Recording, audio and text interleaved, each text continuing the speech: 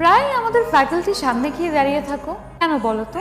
আমার ধারণা আমাকে দেখার জন্য দাঁড়িয়ে থাকো, অথচ আজ আমি তোমার সামনে বসে আছি কিন্তু তুমি আমার দিকে তাকাচ্ছ না কেন? অনুরূপ তো বলেছে তুমি নাকি নিয়ে কবিতা লিখো, ওই দেখি।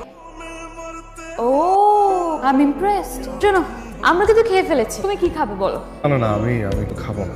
আচ্ছা ঠিক আছে, খেও না, তবে বিলটা কিন্তু তোমারই দিতে হবে। সবকিছু মিলিয়ে 3400। বিলের কথা শুনে ভয় পাচ্ছ নাকি? আমার কাছে অত টাকা নেই তো। কত টাকা কোথায়? 3400। তোমার কাছে কত টাকা আছে? 770 টাকার মতো। 770 টাকা? 770 টাকা নিয়ে তুমি আমার সাথে দেখা করতে এসেছো? ওয়াও, আচ্ছা ঠিক আছে, দেখি তোমার 770 টাকা। দেখি দেখাও দেখাও দেখাও দেখাও। নোংরা কেন ওর টাকা? আমাকে নিয়ে তোমরা মজা করছো? আমরা মজা করছি? আর তুমি কি করেছো? তুমি অনুরূপকে বলেছো তুমি নাকি আমাকে ভালোবাসো, বলো না? কি বলেছি? এবার বলো, এখন তোমার মনে হচ্ছে তুমি আমার সাথে প্রেম করার যোগ্যতা রাখো? আমার ফ্যামিলি ব্যাকগ্রাউন্ডের কথা জানো? জানি। জেনে শুনে 770 টাকা নিয়ে আমার সাথে প্রেম করতে এসেছো? আমি প্রেম করতে চাইনি, শুধু বলেছি ভালোবাসি। Sorry, I mistake. ভালো দেখাচ্ছে তোমাকে, তবে এই ব্লেজারটা আগে তো কখনো দেখিনি। অর্থ নাকি জানতাম।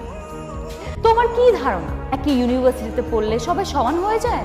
কি করে তোমার বাবা?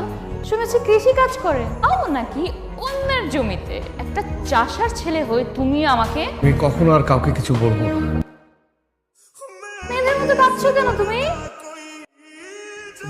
আমি এত বড় ভুল কি করে করলাম রঞ্জু ভাই? তুই হ্যালো, ফেসবুকে আমি একটা পোস্ট দেখলাম, কোভিড পেশেন্টের ইমার্জেন্সি প্লাজমা লাগবে। হ্যাঁ, আপনি কি কোভিড পজিটিভ ছিলেন? জি হ্যাঁ, আমি ছিলাম, তা হলো সুস্থ হয়েছি। ব্লাড কখন লাগবে? বিকাল আপনাকে নিয়ে যাব। এই যে ছবিটা দেখছেন আমার মেয়ের ছবি, একমাত্র মেয়ের ছবি, যার জন্য আপনি প্লাজমা দিয়েছেন। Thank you so much. আপনার জন্য কিছু করতে পারলে আমার ভালো লাগবে। কিছু পাওয়ার উদ্দেশ্যে আপনাকে প্লাজমা দিই। হঠাৎ করে ফেসবুকে স্ট্যাটাসটা দেখি, তো ভাবলাম যে এর জন্য যদি কারো জীবন বাঁচে, জায়গা থেকে আসলে প্লাজমাটা দেয়। এই শহরে অনেকদিন থাকলাম তো, এই শহরে আপনাদের মতো অনেক মানুষ আছেন যারা আসলে আমাদেরকে মানুষ বলে করতে দ্বিধাদ্বন্দ্বে ভোগেন। সব মানুষ একরকম হয় না। আমিও গ্রামের ছেলে, তোমার প্রতি বিশেষ কৃতজ্ঞতা। শিহাব বলছেন? আপনার মনে আছে আপনি কিছুদিন আগে একজন কোভিড পেশেন্টকে ডোনেট করেছিলেন? আপনি কে বলছেন? আমি সেই পেশেন্ট। আপনার অ্যান্টিবডির কারণে আপনার মুখ থেকে ফিরে এসেছি। কিছু বলছেন না যে? কোথাও কোনো ভুল হচ্ছে? আপনি শিহাব মাহমুদ, তাই না? বললাম যে আপনি ভুল করছেন। আমি আপনার সাথে দেখা করতে চাই। আপনি যে মানুষটাকে খুঁজছেন আমি সেই মানুষটা না। আপনি বারবার আমাকে ফোন করেন কেন? আপনি শিহাব না? আমি তো আপনাকে বলেছি যে আপনি যাকে খুঁজছেন আমি সেই মানুষ না। কিন্তু আমার মেডিকেল কলেজে তো আপনার নাম্বারটাই দেয়া। অযথাই মানুষকে বিরক্ত করবেন না।